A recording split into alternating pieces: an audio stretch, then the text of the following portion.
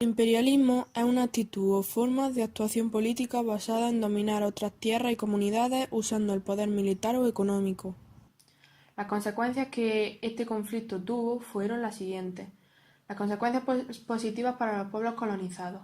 Entre estas, habría que citar el incremento de la población en los países ocupados debido a la eliminación de epidemias y la consiguiente reducción de la mortandad a causa de las medicinas llevadas por los europeos. Otra sería el aumento de los cultivos y la introducción de otros, lo que hizo que aumentara la producción agrícola, aunque fuera para abastecer el país colonizador. El descenso del analfabetismo y la expansión de la cultura occidental produjo la desaparición de la estructura tribal de esas sociedades e incluso en algunos casos la pérdida de su identidad cultural. Consecuencias negativas para los pueblos colonizados. La explotación exhaustiva de las colonias mediante la confiscación de sus tierras, que pasan a manos de grandes compañías adueñándose de sus recursos naturales. El desarrollo de una actividad económica en beneficio de la metrópoli. Los colonizadores provocaron en muchos casos la destrucción de la lengua y la cultura de los colonizados y de su sociedad tradicional.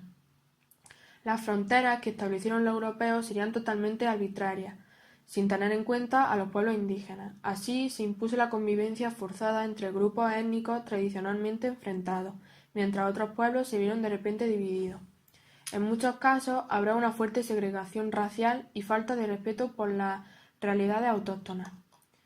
A continuación hablaremos de las causas que este conflicto tuvo.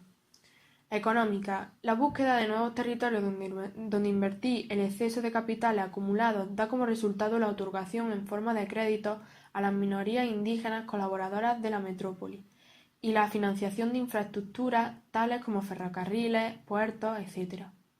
La exploración y conquista de zonas para conseguir materias primas, el control de espacios donde establecen mercados para asegurar los productos industriales que comerciarían, y la utilización de una mano de obra no cualificada pero barata y dócil, que redujo los costes de extracción de las materias primas y contribuyó al éxito de la agricultura de plantación. Política. Los estados adoptaron una política de prestigio que atrajeron a las masas populares y la desarrollaron con personas importantes y apoyadas en la prensa.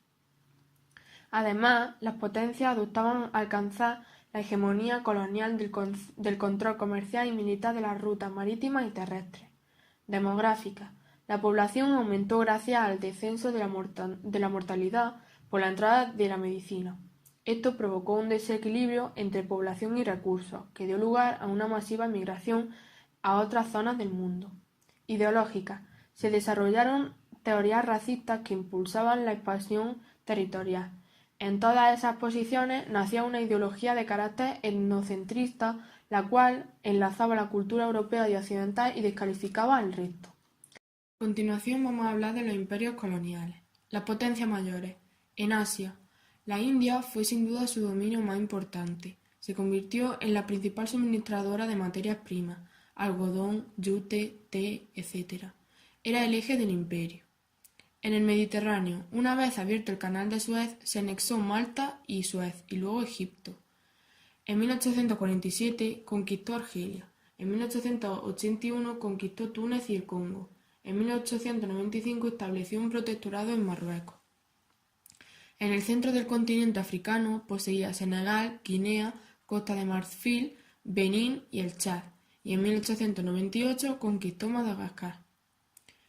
En Oceanía, dominó Nueva Caledonia y otras islas del Pacífico. En América, controlaba en el Océano Pacífico Tahití y las Islas Marquesas y el archipiélago de Miquelón en Canadá. En América del Sur controló la Guayana. El Imperio francés. A comienzos del siglo XIX, las posesiones ultramarinas de Francia se centraban en las Antillas y algunos territorios de la India, pero en la segunda mitad del siglo XIX sus territorios se habían incrementado y se extendían por todo el mundo. El Imperio alemán poseía algunos territorios en África, Camerún, Tongo, Tanzania y Namibia. Durante los años de 1870 a 1871, Alemania había logrado derrotar a Francia y arrebatarle dos regiones industriales importantes, Alsacia y Lorena.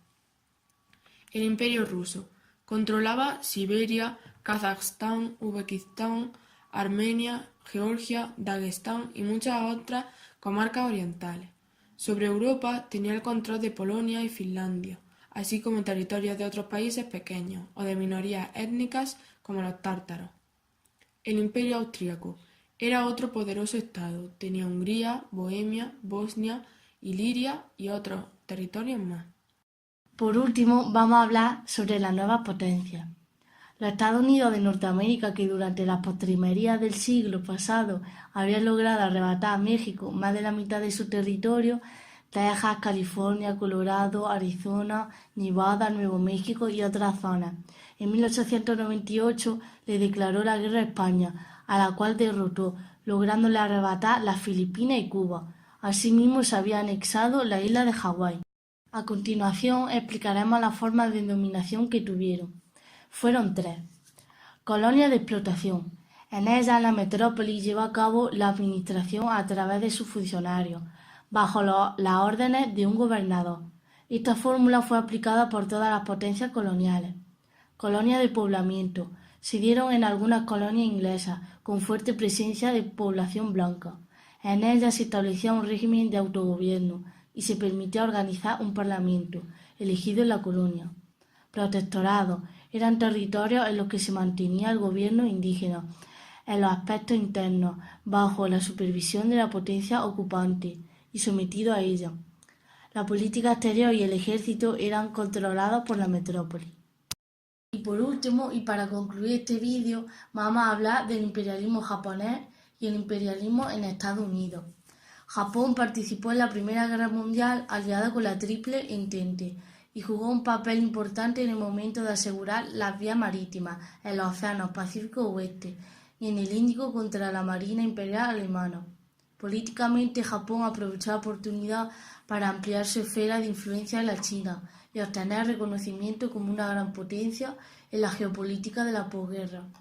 Los aranceles impuestos por los países europeos a las importaciones norteamericanas generaron en Estados Unidos la convicción de que debían buscar y establecer relaciones económicas con otras partes del mundo, con el objetivo de asegurar mercados, lo que equivalía a emprender una política expansiva.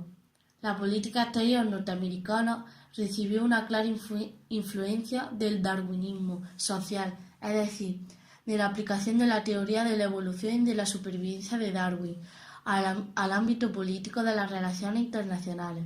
Según esta interpretación, los Estados Unidos debían competir de forma encarnizada con otras naciones para sobrevivir y prosperar.